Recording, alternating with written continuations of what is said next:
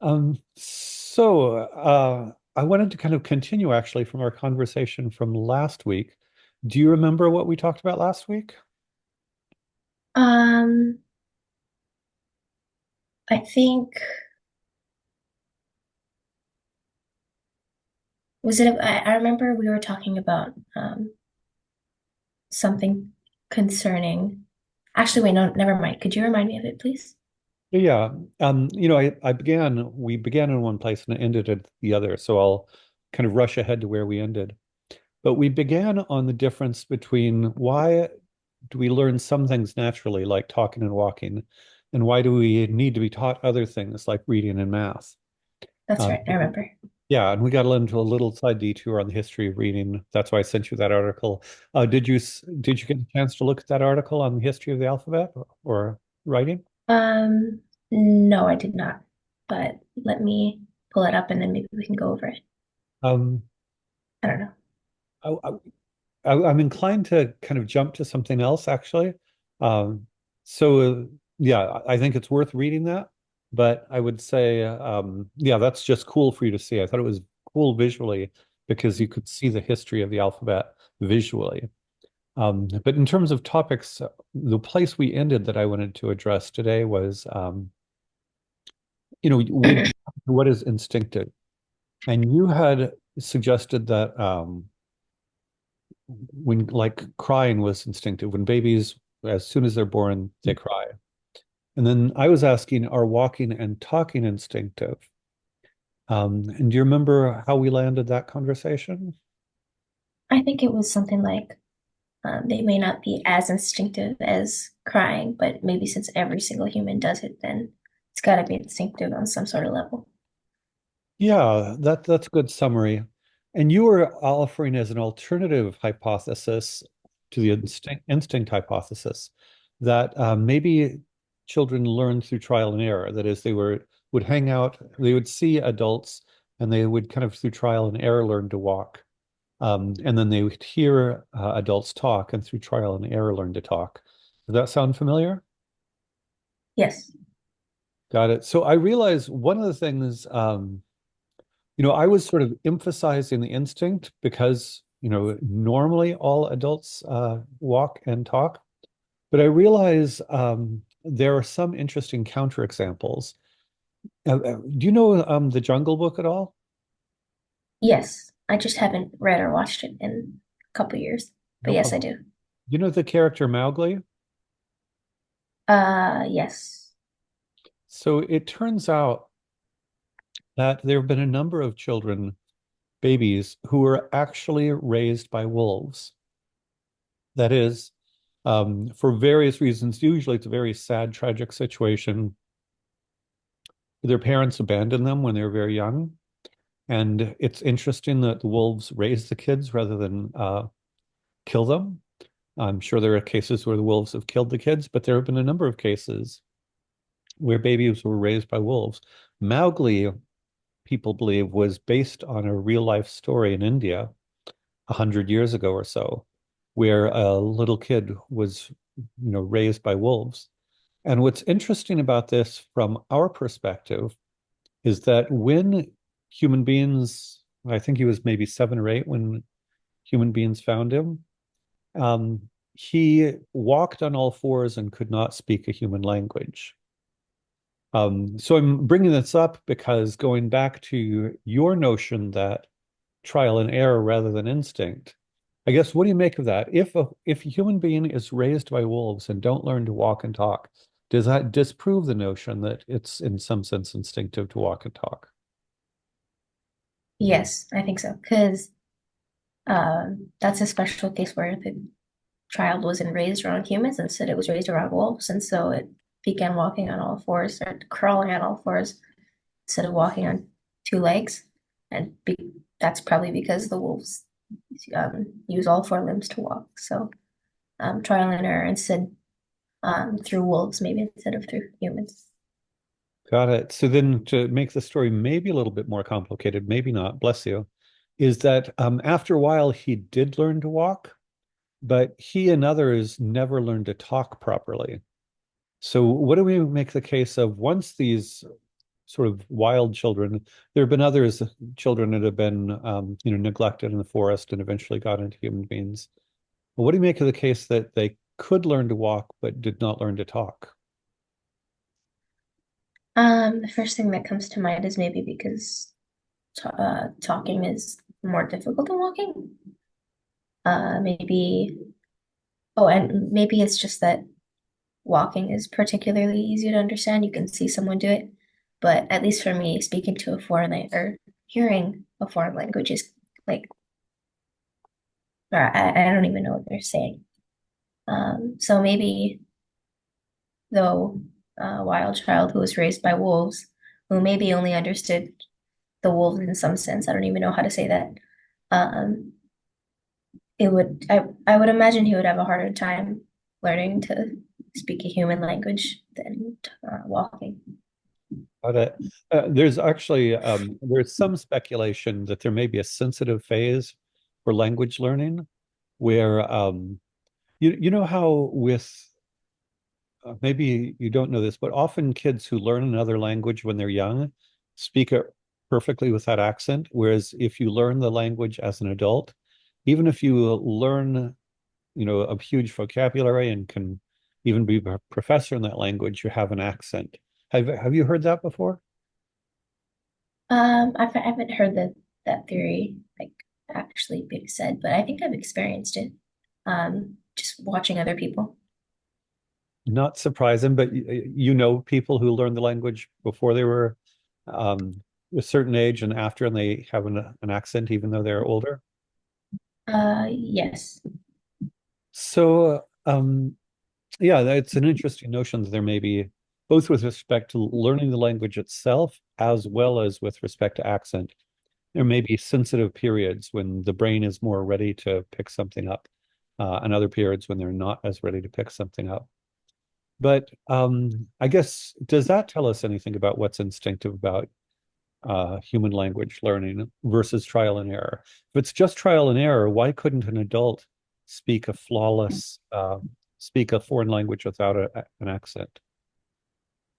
Um, I hate to bring up this word again, but I can't find another one to match it. Maybe when human beings are younger, learning different languages has maybe adapted or evolved to be somewhat of an instinct. I don't know.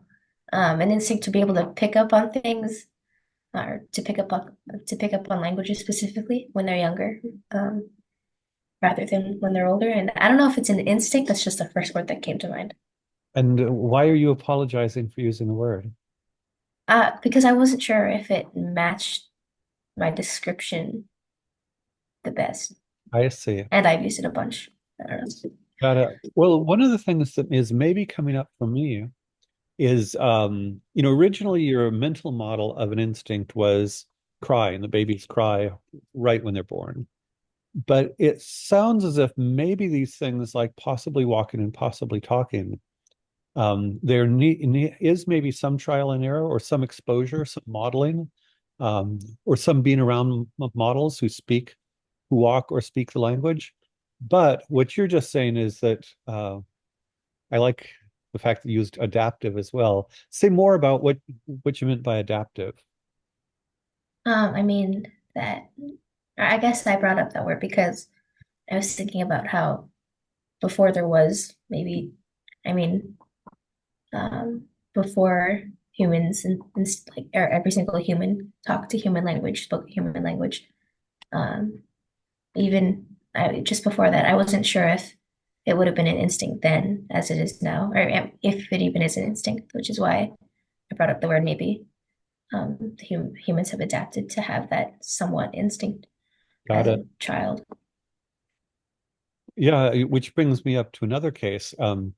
My understanding is that some uh, great apes, I think both gorillas and chimpanzees, can be taught the meaning of a certain number of words so that, like a zookeeper or somebody in a wildlife habitat can communicate with them using human language. I don't think they ever speak it, but I think they can develop some vocabulary. Have you heard about this? Um, I haven't heard about how the great apes can speak, but I think I'm familiar with. I mean, like dogs, you can teach them to do things with commands in human languages, right? But did you say that the great apes were talking as well, or were they just understanding? Just understanding. But yeah, I think they can understand, they can be taught to understand, I think, a larger vocabulary than dogs, but still a pretty limited vocabulary. It would actually be an interesting question if dogs, I don't know honestly, if dogs or great apes can be taught a larger vocabulary. But my understanding is it is difficult and takes a lot of work to teach a great ape this. So what does that tell us if, and dogs are an interesting case, if both dogs and great apes may be able to understand human language, but nowhere near with the fluency of humans. Do you think that relates to our question at all as to what the nature of language is for humans? I think it might be able to relate in the sense that, um, actually, I don't know because great apes and dogs, or we aren't necessarily gorillas, and we're not dogs for sure. Um, so I don't think so, but the connection of them being able to understand a human language and then um, the wild children being able to maybe, I don't know how they communicate with the wolves or whatever, but maybe that could be connected, but I'm not sure. I was actually going the other direction. I think this is an easier case where I was thinking because human beings developed normally, that is, raised around human beings, become fluent in their native language naturally. Whereas, dogs raised around human beings might learn a few commands, and then if you teach dogs, they'll learn more commands. But I don't think anyone would ever claim that dogs naturally become fluent. And then great apes, with effort can be taught a handful of words, maybe 30 or 40, maybe more than that, but nowhere near the vocabulary and fluency of a native speaking human being. So I was actually asking, is the fact that human beings, when raised around other human beings who speak a language, naturally become, I'll call it fluent? Is that evidence that there's something like a language instinct as opposed to being purely trial and error within human beings? I think so, because if you compare the time it takes for a human being to become fluent in its vocabulary and language, maybe with the time that a gorilla does, maybe just to a human language, it's a big difference in time, I think, at least become fluent. So I think it could be somewhat instinctive. There's a famous book by, I'm pretty sure I can get it right. I think there's a book called The Language Instinct by a man named Steven Pinker. I'm going to look it up right now to make sure I'm correct. Um, and the reason, yes, it looks like I am correct. There's a book called The Language Instinct by Pinker. But the one way to think about this then is that there are maybe kind of modules in the human brain such that they're activated when we're around human beings. And so the case of being raised by wolves is sort of a strange situation. But if we're around human beings, we have an instinct for language that's activated. And then conversely, wolves or dogs and apes don't have that same language instinct to be activated. Does something like that make sense? That makes sense, but my first thought was maybe to the wild child. Like, I remember you mentioned that when he was around humans, or when the cases were around humans, they didn't learn how to speak properly at all. Or, not at all, but they didn't learn how to speak properly. So, is it again the thing that comes when you're at a certain age? That's where we may want to. So it sounds like you're suggesting, and I think you're correct, that we need sort of an additional hypothesis. That is, maybe these language modules need to be informed by exposure to language during a sensitive period. That is, the language modules on their own don't simply give us language because otherwise the wolf child would be able to speak, a language fluently. But the reason I compared it to accent, learning a language is different than an accent, but I think it's more familiar to us that children can learn to speak flawlessly. Uh, which is your most fluent language, second language at this point? Is it Spanish or Portuguese? To be honest, probably Portuguese. I think I can understand more. Do you know if you speak an accent in either of those languages? I've been told that the phrases that I can say don't have much of an accent, but I mean, I'm pretty sure I don't have a fluent accent, if that makes sense. Yeah, no, it's interesting because I think it's around puberty, kind of around your age, when if we learn a language too late, we have tend to have an accent. You were exposed to both Spanish and Portuguese earlier, and so maybe you have the sounds and the rhythm of the language and so forth, such that it's possible you will be able, or you could learn how to speak them without an accent. Whereas if you wait till you're 18, probably would have an accent. Um, do you know enough Hawaiian to speak without an accent? No, I don't know enough Hawaiian. You just know a handful But of I think I have just handfuls of words. at it. Do you know if your accent there is good at least? Um, I think it's okay. I don't think it's as good as my dad's or my grandpa's, but probably better than my random friend at school, I guess. Course, of course. Well, you should ask people if they think you have an accent in Spanish, Portuguese, and Hawaiian, and see because Okay. it's really about learning to make the sounds, forming the sounds. I think, at some point our mouths, our tongues, we make sounds through our mouths and tongues. They get used to a certain way of making noises, sounds. And so at some point, kind of your muscle memory in your face is sort of locked into, say, English sounds or whatever, such that it becomes hard to make a pure sound. So that's sort of a digression from our core topic, but I thought it's interesting because you do have experience in these three languages. And in the case of Spanish, Portuguese, and Hawaiian, you were exposed when you're still young enough that you might have pretty much accent-free language in each of those languages. But check to see. And it might be something actually to work on because again, if you wait until you're 18, uh, you'll be Bye like, bye. yeah. Yeah. I think a few people with a lot of work can develop almost accent free, but it's a lot of work as you get older. Make sense? Yeah, I bet. Yeah, for sure. Cool. In which case, we've already gone long again, but yeah, I think at some point when you're older, you should maybe read Pinker's The Language Instinct. But for now, it seems like we've come to something where it's not like an instinct when you baby cries, but it's not pure trial and error either, because an ape or dog won't through trial and error become fluent in human language.